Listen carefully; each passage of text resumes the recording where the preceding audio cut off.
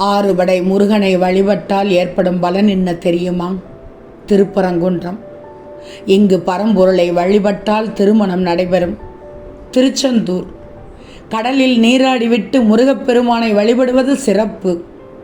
பகை நீங்கும், மனம் தெளிவு பெறும். பழனி. இங்கு ஞானப்பழமாக இருக்கின்ற முருகப்பெருமானை வழிபட்டால் தெளிந்த ஞானம் கிடைக்கும். சுவாமி மலை.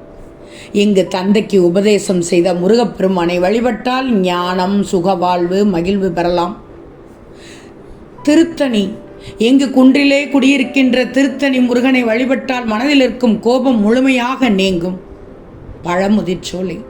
இங்குள்ள முருகனை வழிபட்டால் பொன், பொருள், வருமானம் பெருகும். அங்குள்ள சுனையில் நீராடுவது மிகவும் சிறப்பு. கந்தா சரணம், சண்முகா சரணம்.